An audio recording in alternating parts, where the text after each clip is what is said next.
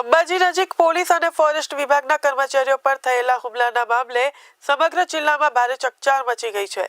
ઘટનાની ગંભીરતા જોતા જિલ્લા કલેક્ટર મિહિર પટેલે તાત્કાલિક અંબાજી પહોંચ્યા હતા અને કલેક્ટરે અંબાજી ખાતે સારવાર લઈ રહેલા પોલીસ તથા ફોરેસ્ટ વિભાગના ઘાયલ કર્મચારીઓની હોસ્પિટલમાં જઈ મુલાકાત લીધી હતી।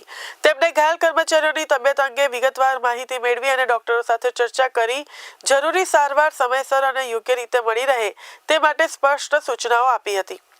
આ દરમિયાન જિલ્લા કલેક્ટર મિહિર પટેલે સમગ્ર ઘટનાને લઈને સ્થાનિક તંત્ર, પોલીસ અધિકારીઓ અને ફોરેસ્ટ વિભાગના અધિકારીઓ પાસેથી વિગતવાર માહિતી મેળવી હતી। તો ઘટનામાં સંડોવાયેલા તત્વો સામે કડક કાર્યવાહી કરવામાં આવશે તેવી પણ તેમણે ખાતરી આપી હતી। તો કલેક્ટરે સ્પષ્ટ કહ્યું હતું કે સરકારી કર્મચારીઓની સલામતી સાથે કોઈ પણ પ્રકારની સમજૂતી કરવામાં નહીં આવે અને કાયદો વ્યવસ્થા જળવાઈ રહે તે માટે જરૂરી તમામ પગલાં લેવામાં આવશે।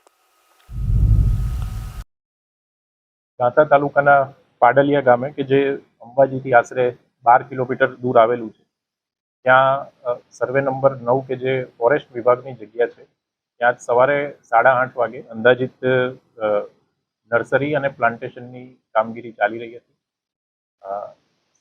ફોરેસ્ટ વિભાગની સાથે સાથે પોલીસ અને રેવન્યુ ડિપાર્ટમેન્ટના લોકો પણ તેમની સાથે હતા।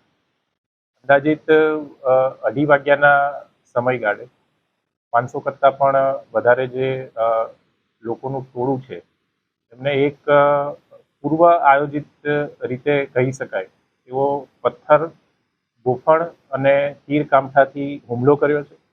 આ જે હુમલો થયો એમાં ફોરેસ્ટ વિભાગ, પોલીસ વિભાગ અને રેવન્યુ એડમિનિસ્ટ્રેશનના અંદાજિત 47 જેટલા અધિકારીઓ અને કર્મચારીઓને ઈજા થવા પામી છે, જેમાંથી 45 જે આપણા અધિકારી કર્મચારીઓ હતા કે જે ઈજાગ્રસ્ત થયા હતા એમને અહીંયા અંબાજી સિવિલ હોસ્પિટલ ખાતે લાવવામાં આવ્યા હતા અને એમાંથી વધુ સારવાર માટે 9 જણાને હાલમાં પાલનપુર ખાતે રિફર કરેલા છે અને 2 અધિકારીઓને સીધા જ પાલનપુર ખાતે અત્યારે સારવાર લઈ રહ્યા છે।